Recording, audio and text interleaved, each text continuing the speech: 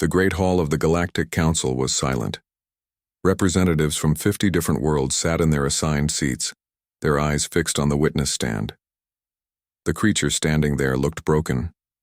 His once proud shell was cracked in several places. Deep scars ran across his chitinous arms. His large black eyes darted nervously around the room. This was Kexalan.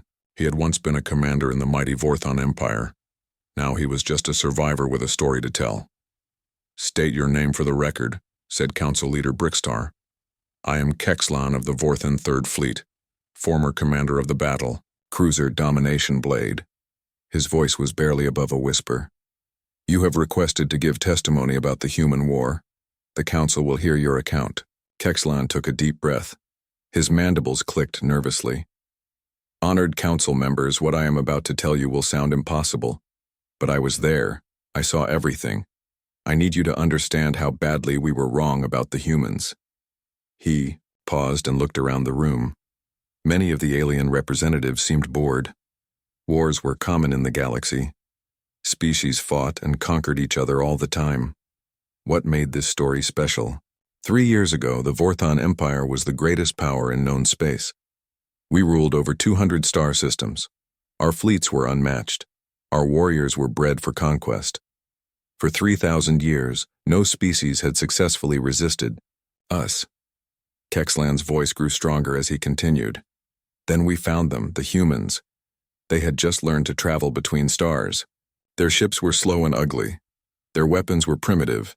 They had no shields, no energy weapons, no advanced technology. They seemed perfect for conquest. He activated a holographic display. Images of early human ships appeared in the air above him.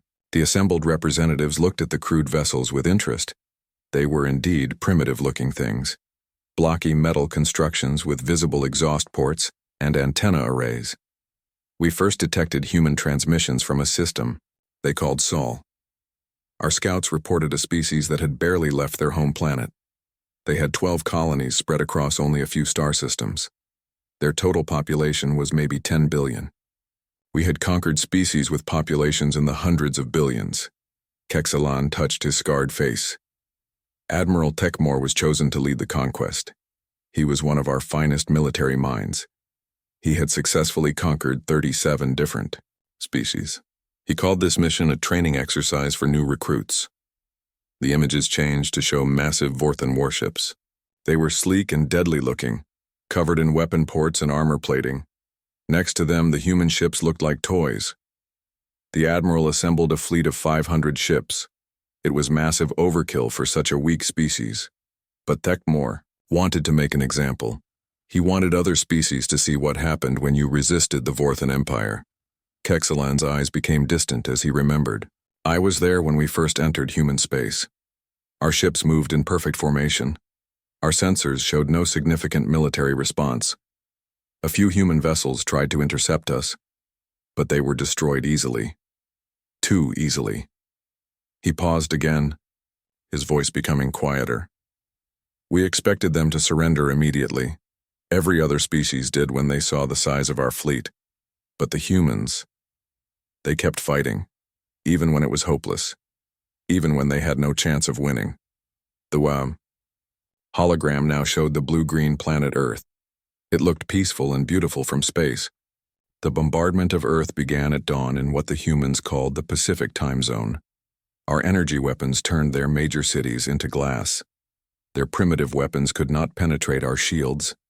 Millions died in the first hour. Several council members shifted uncomfortably in their seats. Orbital bombardment was brutal, but it was also common military practice. But they still did not surrender. Instead, they began broadcasting on all frequencies. Not surrender offers, not peace negotiations. They were sending messages to their colonies, warning them, telling them to prepare for war. Kexlan's mandibles clicked rapidly, a sign of extreme agitation among his species. Admiral Tekmor thought, this was amusing. What could 12 scattered colonies do against the might of the Vorthon Empire? He ordered the fleet to split up and attack each human colony one by one. It should have been simple. The images changed to show battle scenes. Vorthon ships attacking human settlements. explosions and destruction on multiple worlds. The first few colonies fell quickly, just like Earth. The humans fought with everything they had, but it was not enough. Their weapons were too weak, their ships too slow. We congratulated ourselves on another easy conquest. Kexlan's voice dropped to almost a whisper again. But something was wrong. The humans were not behaving like other conquered species. They were not trying to save themselves. They were not begging for mercy. Instead, they seemed to be studying us. He brought up new images showing damaged human ships floating in space. After each battle, we would capture human survivors. Standard procedure was to interrogate them for intelligence about remaining forces. But these humans were different. They would not break under torture. They would not reveal military secrets. Instead, they asked us questions. This got the council's attention. Several representatives leaned forward in their seats. They wanted to know about our ship designs, our tactics, our culture, our history. At first, we thought they were trying to find weaknesses to exploit. But that made no sense. They were defeated. What could they possibly do with such information? Kexlan touched a particularly nasty scar on his arm.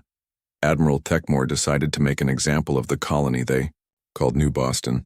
He ordered a complete orbital bombardment. Nothing was to be left alive. The planet would become a dead rock as a warning to other species. The hologram showed a planet being bombarded from orbit, cities burning, continents turning black. The bombardment lasted for 6 days. When it was over, nothing lived on New Boston. We had killed 4 million humans. The Admiral broadcast the footage to every remaining human colony with a simple message: surrender or face the same fate. Kexlan was shaking now. But they did not surrender. Instead, something changed. The remaining human colonies went silent. No transmissions, no communications, no response to our demands. For 3 days, nothing. He looked directly at the council leader. That silence should have been our first warning. We thought we had broken their spirit. We thought they were preparing to surrender. We were so very wrong. The hologram showed Vorthan ships moving through space. On the 4th day, the attacks began. But these were not like the desperate fighting we had seen before. These humans had learned. They struck at our supply ships, our communication relays, our isolated patrol vessels. They used tactics we had never seen before. Kexlan's voice was filled with a mixture of fear and amazement. They had turned their weakness into strength. Their ships were slow, so they learned patience. They would wait for weeks to strike at the perfect moment. Their weapons were weak, so they learned precision. They targeted critical systems instead of trying to destroy our ships outright. He paused and looked around the room. The council members were paying attention now. But the most terrifying thing was the messages they left behind. After each attack, they would leave recordings for us to find. Not threats, not demands, just simple statements. We remember Earth, we remember New Boston. We are coming. Kexlan's voice cracked. That was when we realized we had not conquered the humans. We had awakened something far more dangerous than we ever imagined. We had turned them into something that would hunt us across the galaxy. The holographic display shut off. The Great Hall was completely silent. And that, Kexlan said, his voice barely audible, was only the beginning. Kexlan stood before the Galactic Council, his clawed hands gripping the edge of the witness stand. The silence in the Great Hall was heavy. He could see doubt in the eyes of many representatives. They had heard stories of great wars before. What made this one different? Honored council members, Kexlan continued, what I tell you next will explain why the Vorthan Empire no longer exists. It will explain why 50 worlds now live in fear of a species that 3 years ago could barely leave their home system. He activated the holographic display again. Images of human ships appeared, but these looked different from the crude vessels he had shown earlier. They were modified, changed, improvised. After the silence ended, everything changed. The humans we fought were not the same humans we had conquered. They had learned from every battle, every defeat, every death. They had become something new. The first image showed a converted mining ship. It was ugly and blocky, but bristling with weapons that clearly did not belong on a civilian vessel. Captain Jake Morrison was one of their leaders. He had been a simple mining ship captain before the war. After Earth burned, he became something else entirely. He took cargo ships, mining vessels, even passenger transports, and turned them into weapons. Kexlan touched his scarred shell. Morrison understood something our military commanders did not. He knew his ships could not match ours in direct combat, so he refused to fight us directly. Instead, he made space itself his weapon. The hologram showed asteroid fields and nebulae, the dangerous regions of space that most ships avoided. The humans began using their knowledge of dangerous space to attack our supply lines. They would hide in radiation storms for weeks. They would anchor their ships to asteroids and wait like predators. When our supply convoys passed by, they would strike without warning. A council member from the Zephyrian delegation raised a tentacle. This sounds like normal guerrilla warfare. Many conquered species attempt such tactics. Kexlan's black eyes focused on the speaker. Normal guerrilla forces try to avoid casualties. They hit and run to preserve their numbers.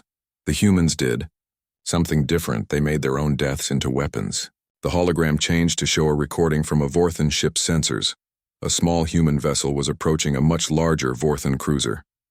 This was recorded by the battlecruiser Steelfang. Watch what happens. The human ship accelerated directly toward the Vorthan vessel. No evasive maneuvers. No attempt to retreat. The Vorthan ship fired all weapons, but the human ship kept coming. At the last second, it rammed into the Vorthan ship's engine section. The human ship was destroyed instantly.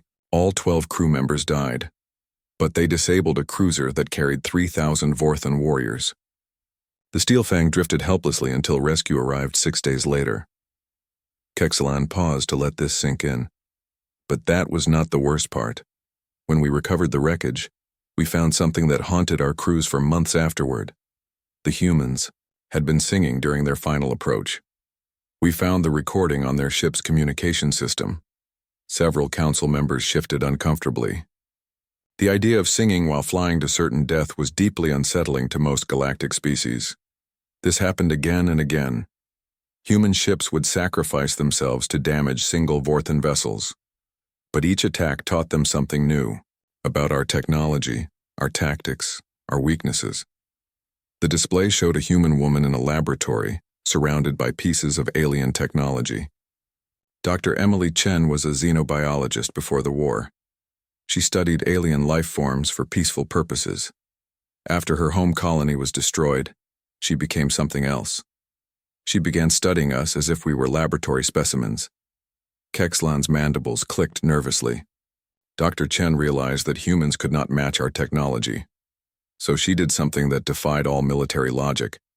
She began combining human technology with captured Vorthan equipment. The hologram showed bizarre hybrid devices, human computers connected to Vorthan power systems, human weapons powered by alien energy sources, ships that looked like they had been built by madmen. These hybrid systems should not have worked. Our technology was designed for our biology, our thought patterns, our cultural approaches to engineering. But the humans made them work anyway through sheer determination and creativity. A reptilian council member hissed softly. Impossible. Technology cannot be combined so randomly. That is what we thought, Kexlan replied. But the humans proved us wrong. They did not follow proper engineering principles. They experimented, they improvised. They took insane risks that killed many of them, but the survivors learned from each failure. The display showed human soldiers in makeshift armor, carrying weapons that sparked and hummed with unstable energy. The results were terrifying. Human.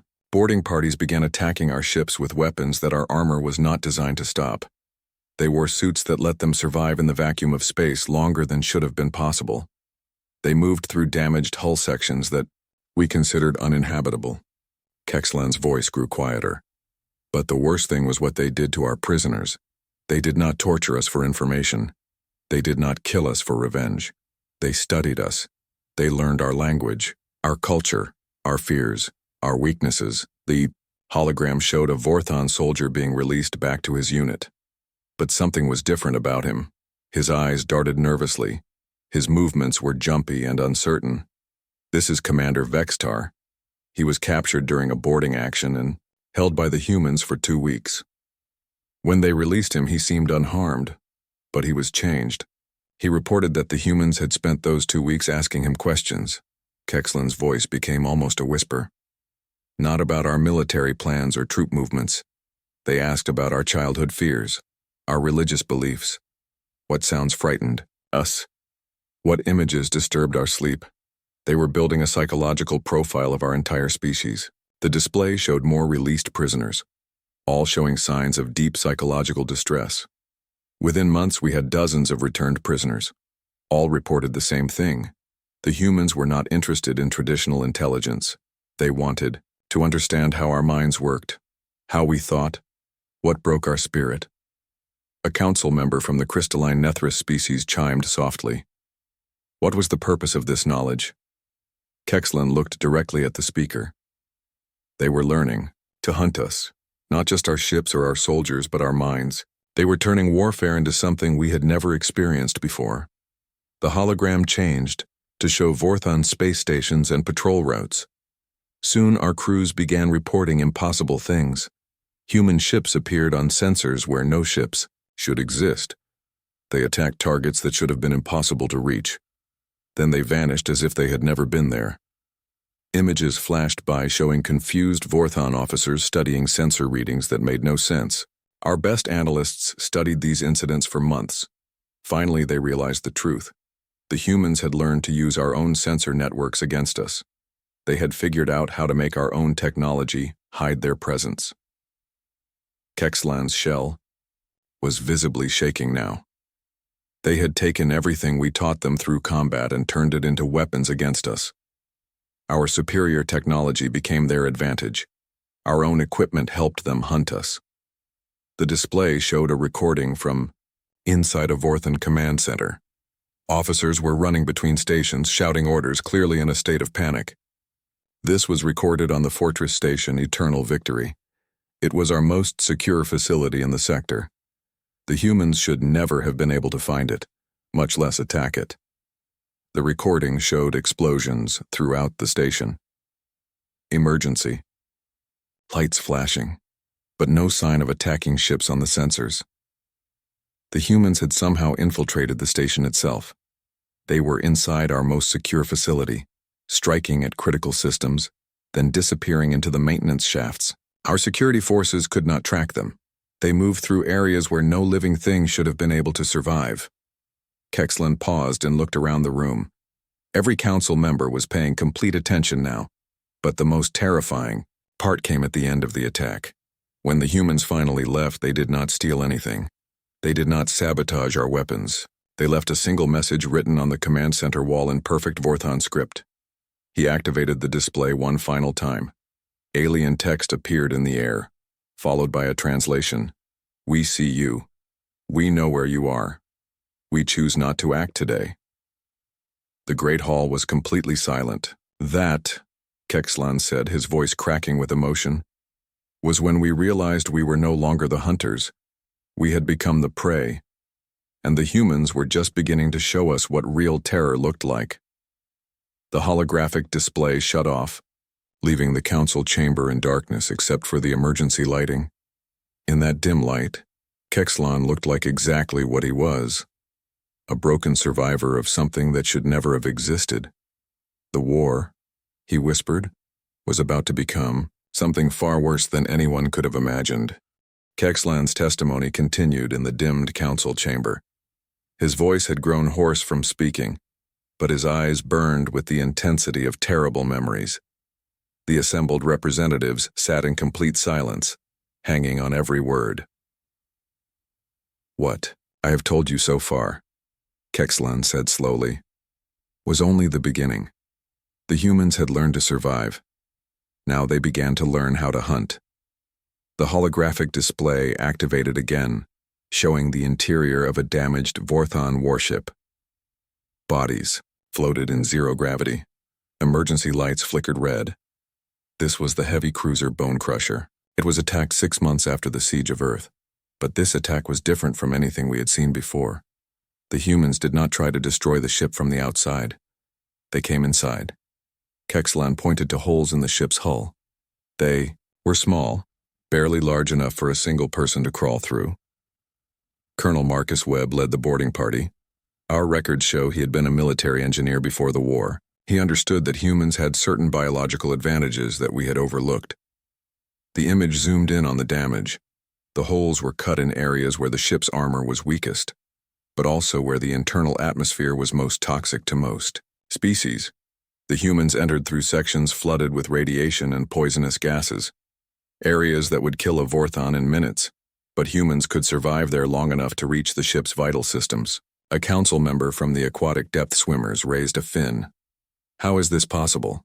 No species can survive in such conditions. Kexalan's mandibles clicked. That is what we thought. But human biology is different. They can hold their breath for impossible lengths of time. They can function in extreme heat and cold. Most importantly, they seem to have no limit to their endurance when they are angry enough. The display showed security footage from inside the bone crusher. Shadowy figures moved through corridors filled with toxic smoke. They wore crude breathing masks and radiation suits that looked like they were made from scraps. The human boarding party spent 18 hours inside our ship. 18 hours in an environment that should have killed them in 1 hour. They moved through maintenance shafts and damaged sections, striking at critical systems, then disappearing before our security forces could respond. The footage showed Vorthon soldiers firing their weapons at empty corridors. The humans were always one step ahead, always in the shadows. But the most disturbing part was what they did to our crew. They did not kill everyone they encountered.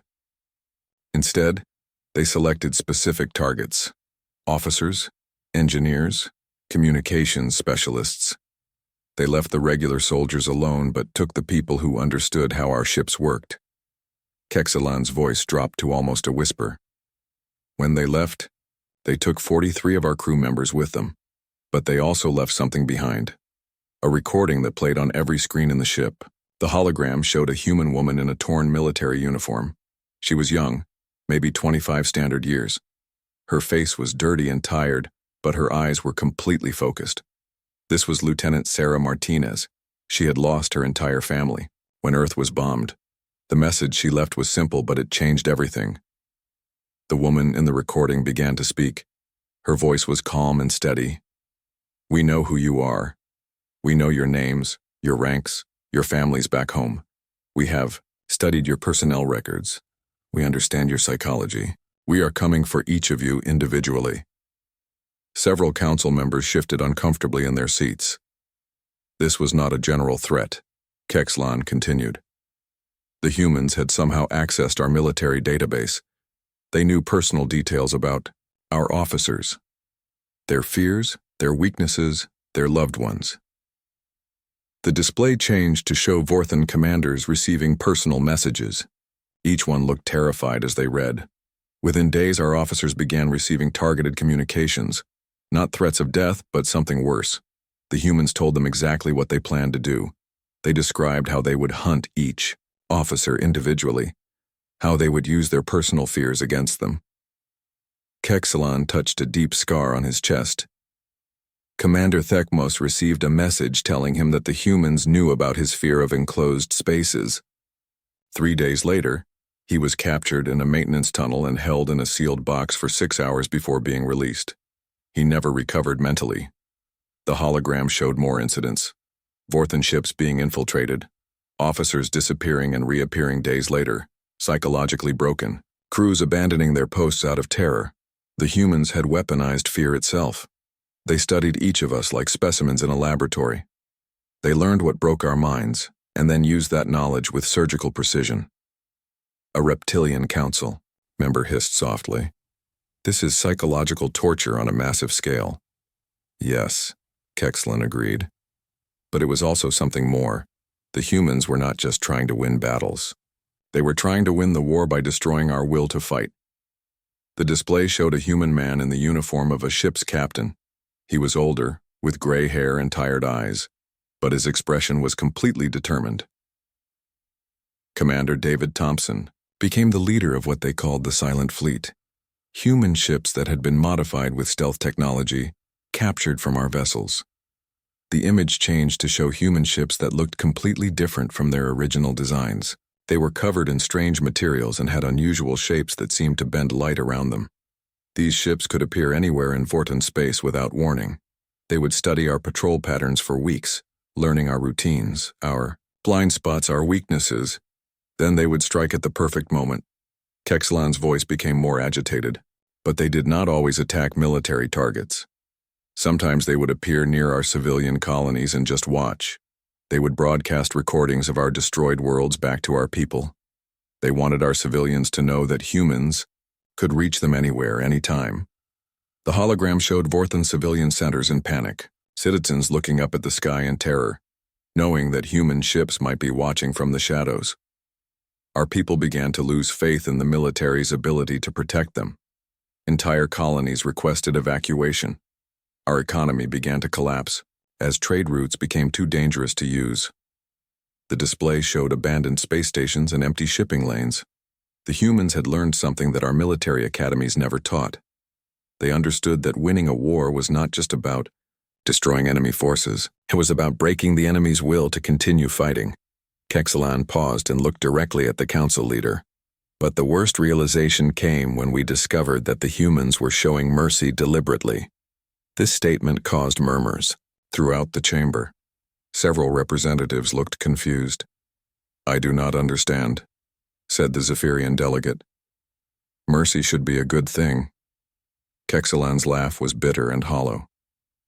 "Not the way the humans used it. They would capture our ships and crews, then release them unharmed after studying them for days or weeks. The survivors would return to their units with detailed knowledge of human capabilities.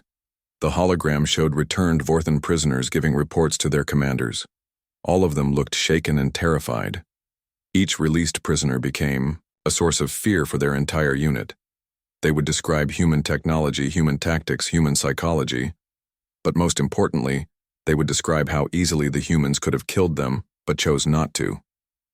Kexlan's mandibles clicked, rapidly. The humans had calculated exactly how much mercy to show to maximize our fear.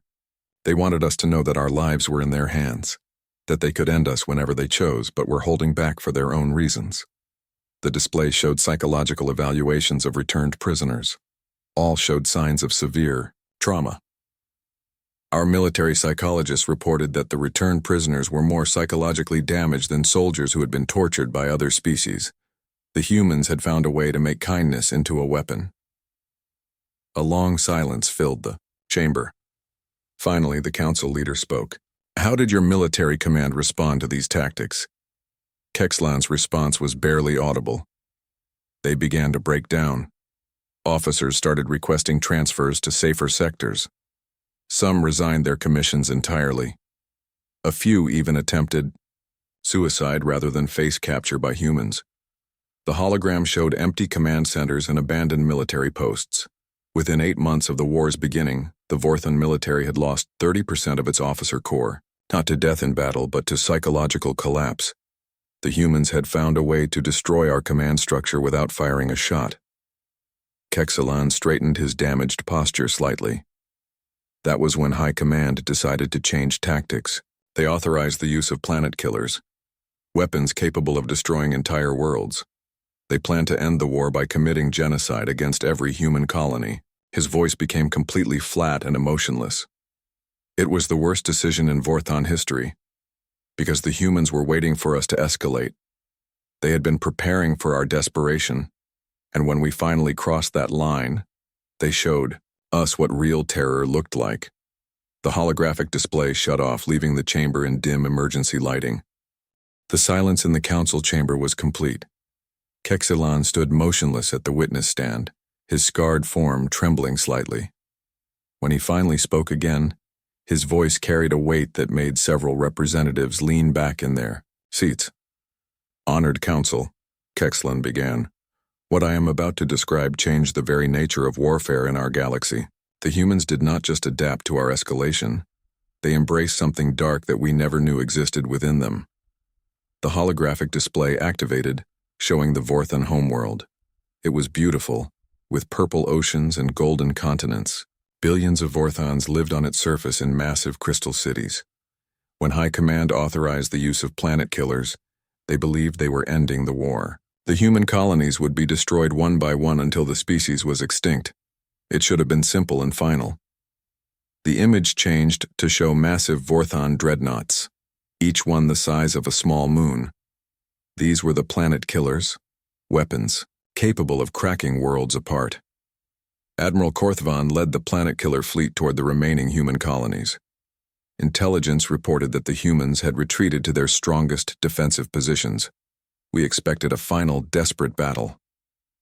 Kexlan's mandibles clicked nervously. Instead, we found empty space. The human colonies had been abandoned. Not destroyed, not defended, just empty. Every human civilian had vanished. A council member from the insectoid hive collective buzzed softly. Where did they go? That, Kexlan replied, was exactly what we asked ourselves. Our sensors could not detect any large-scale evacuation fleets, no refugee convoys, no distress signals. 10 million humans had simply disappeared. The hologram showed empty human cities, still powered but completely deserted. Streets full of abandoned vehicles, buildings with meals still on tables. Admiral Korthvan ordered a complete search of each system. Our landing parties found no signs of struggle, no bodies, no evidence of what had happened to the population. It was as if they had simply walked away from their lives. The display changed to show Vorthon search teams moving through empty human buildings, their weapons ready but finding nothing to fight. Then the messages began, not transmitted through space but left physically in the abandoned colonies, written on walls, carved into tables, painted on buildings. Always the same message in perfect Vorthon script. We see you. We are with you. We are coming. Kexlan's voice dropped to a whisper. Our intelligence officers analyzed the messages. The writing showed no signs of haste or fear. Each message had been carefully crafted. The humans had not fled in panic. They had left voluntarily according to a plan. The hologram showed Vorthon homeworld again, but now there were subtle differences.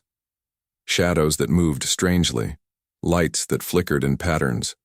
3 days after we occupied the empty human colonies, reports began coming in from our core worlds.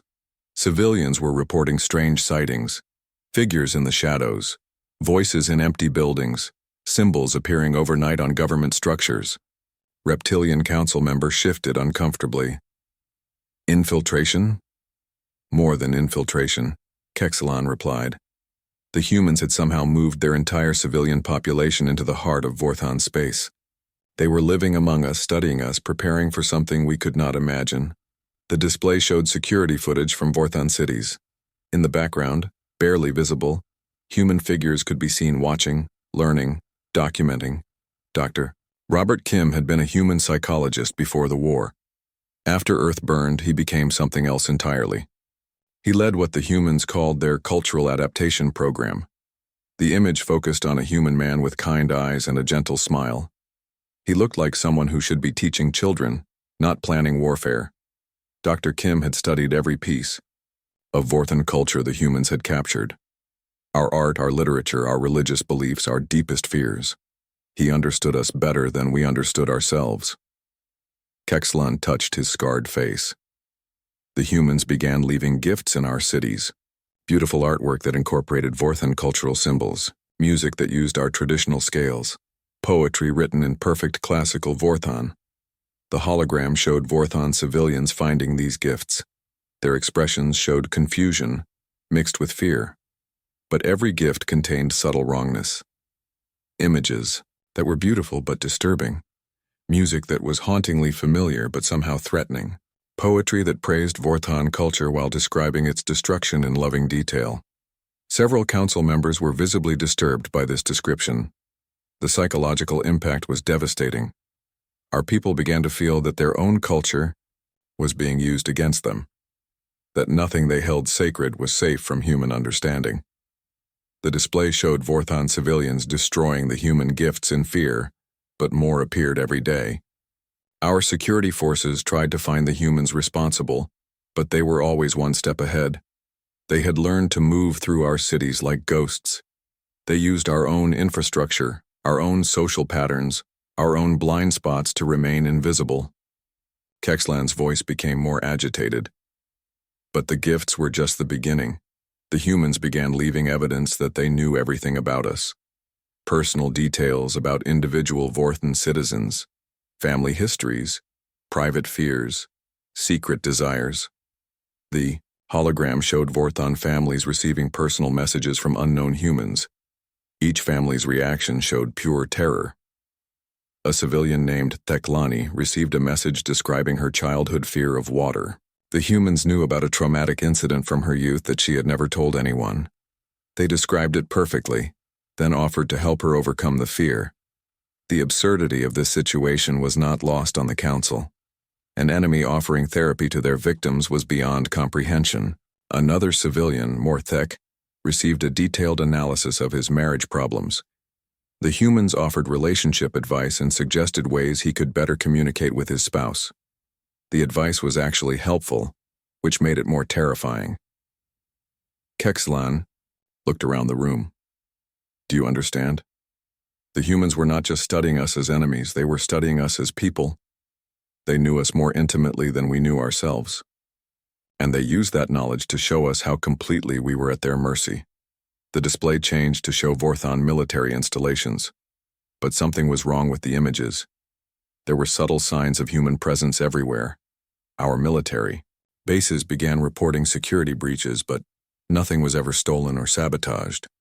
Instead, the humans would rearrange things slightly, move furniture, change the settings on equipment, leave notes suggesting better ways to organize supply closets.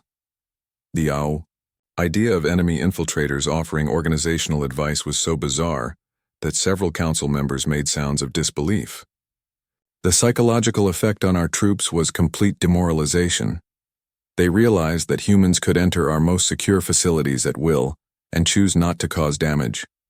Every day they woke up knowing that they were alive only because the humans allowed it.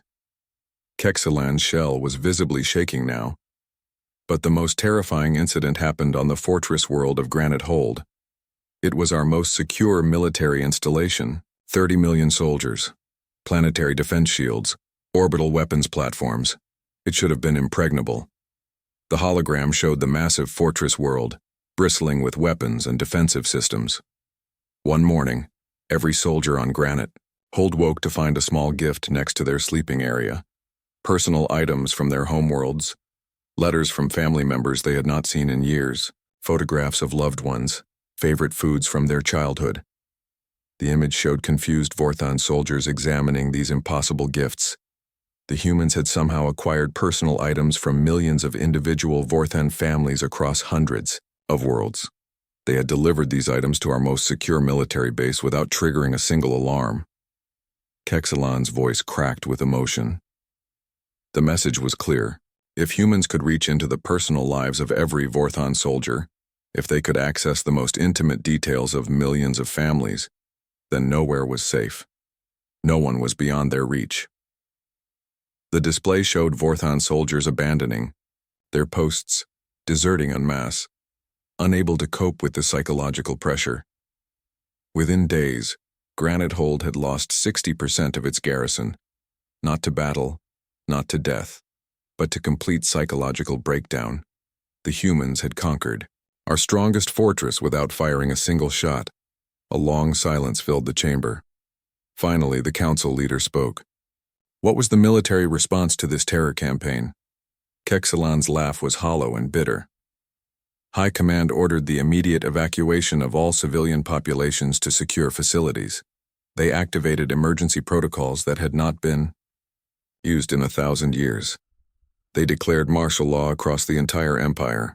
The hologram showed massive population movements, Vorthan civilians being herded into heavily guarded compounds.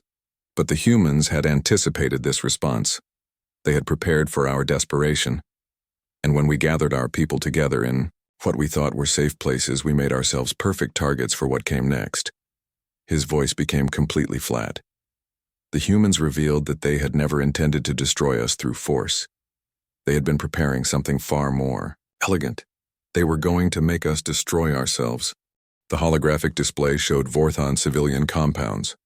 But now there were signs of internal conflict, riots, fighting between guards and civilians. The humans began broadcasting detailed psychological profiles of our leadership to our own people. They showed our civilians exactly how their leaders thought about them, what private conversations contained, how little the ruling class actually cared about ordinary citizens. Kexlan looked directly at the council leader. They destroyed the foundation of our society by simply telling the truth about it. Our own people turned against the government when they learned how they were really viewed by those in power. The chamber was completely silent as the implications sank in. The humans had weaponized transparency. They had turned our own social structures against us by revealing exactly how they worked, and the most terrifying part was that they were right about everything they revealed.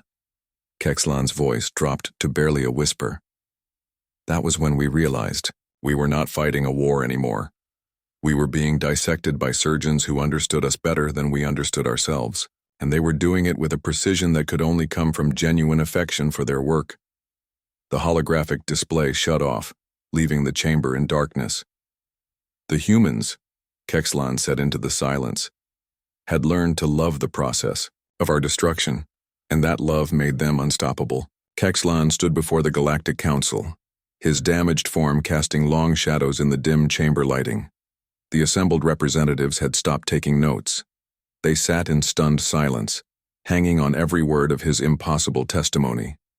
What I am about to tell you, Kexlan said slowly, marks the moment when the Vorthan Empire realized we had awakened something that should never have existed. We had created our own perfect predator. The holographic display activated, showing a star map of Vorthan space. Red indicators marked the locations of major fleet concentrations and defensive installations. High Command made one final decision. Emperor Vorthkan himself authorized the complete sterilization of every system the humans had ever inhabited. We would turn their entire region of space into a dead zone. Nothing would survive. Nothing would remember that humanity had ever existed. The display showed the massive Vorthan fleet assembling, thousands of ships, including dozens of planet killers. It was the largest military force ever assembled in galactic history. But, as our fleets moved toward human space, something happened that changed everything.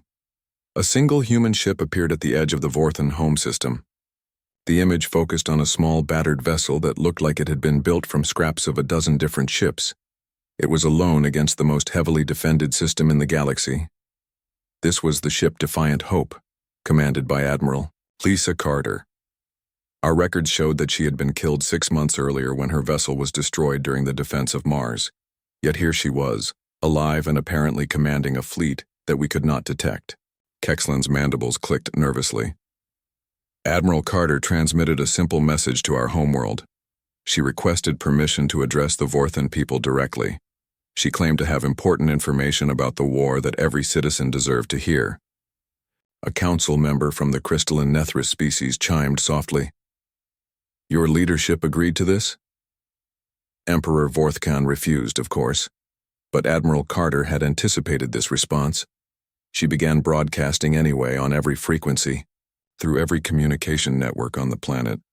Somehow she had gained access to our entire information infrastructure. The hologram showed the face of a middle-aged human woman. Her hair was gray. Her face was lined with exhaustion, but her eyes burned with absolute determination. Admiral Carter's message was simple. She explained that the human fleet had spent the last 6 months learning everything about Vorthan society, not military intelligence, but social intelligence. They understood exactly how the Empire worked, who held real power, and why the war was continuing. The display showed graphs and charts that looked like sociological studies rather than military intelligence. She revealed details about Vorthan society that most Vorthans did not know themselves, how the caste system really functioned, where the Empire's wealth actually came from, why certain colonies received protection while others were abandoned to raiders. Kexlan's voice became quieter. But then she did something that no one expected. She began reading the names of every human who had died in the war, every civilian killed in the orbital bombardments, every soldier who died defending their colonies, every child who burned when Earth fell. The hologram showed Admiral Carter standing at a podium, reading from a seemingly endless list.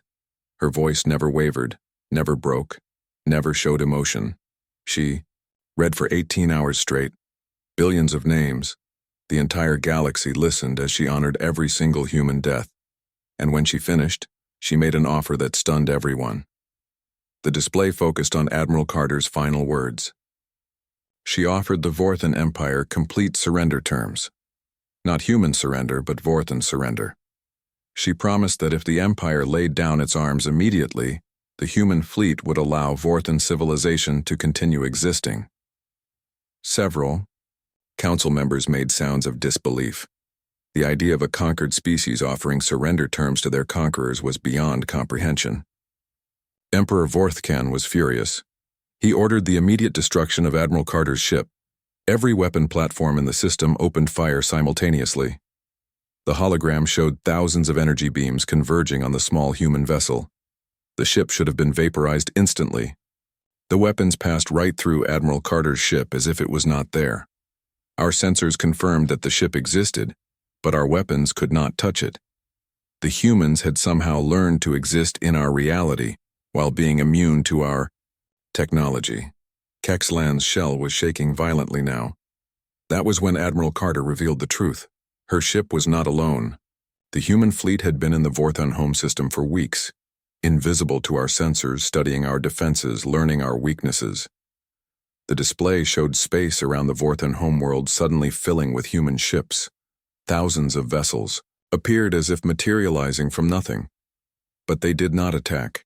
Instead, they began demonstrating their capabilities. Human ships passed through our defensive shields as if they did not exist. They landed on our planet's surface, took detailed scans of our military installations, then returned to space without harming anyone. The image showed human soldiers walking calmly through Vorthan cities, documenting everything, while panicked security forces tried uselessly to stop them. The psychological impact was complete. Our people realized that the humans could have destroyed everything at any moment but were choosing restraint. Every Vorthan citizen understood that they were alive only because the humans allowed it. A reptilian council member hissed softly. "How is such technology possible?" We asked the same question, Kexlan replied. Admiral Carter explained that the humans had not just learned to use our technology. They had learned to think beyond it. They had evolved their understanding of physics, of reality itself, through pure desperation and determination. The hologram showed human scientists working with equipment that seemed to defy the laws of physics, machines that bent space and time, weapons that existed in multiple dimensions simultaneously. Captain James Foster led the final demonstration. He took a single human ship to the center of the Vorthan home system and began transmitting detailed scans of every military installation, every government building, every important facility on the planet. The display showed impossibly detailed images of secure Vorthan facilities, including areas that were supposed to be completely classified. But Captain Foster did not just show us what the humans could see. He showed us what they could do. His ship began demonstrating surgical strikes against military targets, destroying specific systems, while leaving everything around them completely undamaged. The images showed Vorthan weapons platforms being disabled with impossible precision. Shield generators were turned off from the inside. Communication arrays stopped working, despite showing no physical damage. The humans had learned to reach inside our technology and turn it off at will.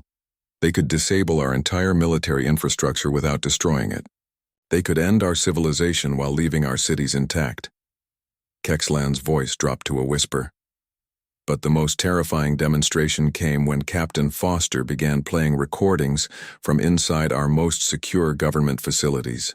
Conversations between high-ranking officials, private meetings of the ruling council, personal discussions between military commanders. The hologram showed shocked Vorthan leaders realizing that their most private conversations had been monitored by human intelligence for months. The humans had been inside our command structure all along. They knew our battle plans before our own officers did. They understood our political situation better than our own analysts. They had been watching us prepare for their destruction while preparing our own. The display showed Admiral Carter's final message to the Vorthan people. The display showed Admiral Carter's final message to the Vorthan people. She gave the Empire 72 hours to surrender completely. After that time, the human fleet would begin systematic dismantling of Vorthon civilization. Not through destruction, but through exposure. Every secret would be revealed, every lie would be uncovered, every hidden truth would be broadcast for all to see. Kexlan looked around the silent chamber. She promised to destroy us by simply telling the truth about who we really were. The hologram showed riots beginning in Vorthon cities as the population learned details about their government that had been hidden for centuries. Within 24 hours, the Vorthon military began to collapse. Officers refused orders. Crews abandoned their ships. Entire battle groups surrendered without being asked. The humans had won the war without firing a shot in the final battle. The display showed Admiral Carter accepting the surrender of the entire Vorthon fleet, but her expression showed no triumph, no joy, only profound sadness.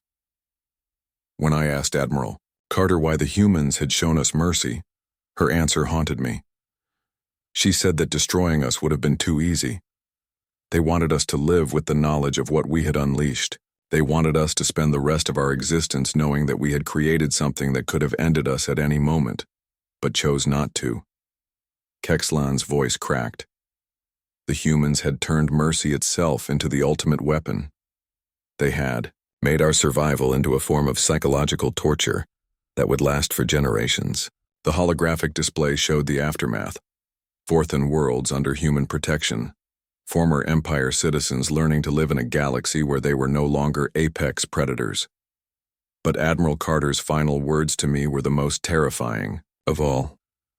She said that the humans had learned something important during the war. They had discovered that they could become anything they needed to become to survive, and now they were going to explore what else they might become. The display shut off, leaving the chamber in complete darkness. The humans, Kexlan whispered, had evolved beyond being just another species. They had become something new, something that could adapt to any threat, overcome any obstacle, survive any catastrophe. His voice became barely audible, and they were just getting started. Kexlan stood in the dim light of the council chamber, his scarred form trembling with exhaustion. He had been speaking for hours, recounting the impossible story of humanity's transformation. Now came the hardest part, the part that explained why he stood before them today. Honored Council, Kexlan began, his voice hoarse, but determined. I have told you how the humans won the war. Now I must tell you why that victory changed everything for every species in the galaxy. The holographic display activated one final time, showing star charts that covered the entire galactic rim.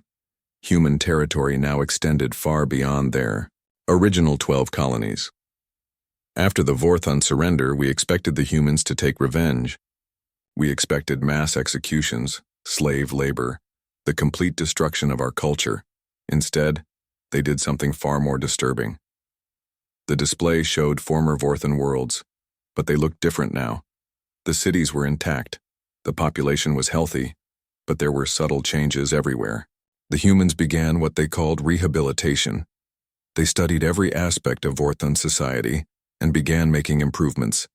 Not changes that benefited humans, but changes that made life better for ordinary Vorthons.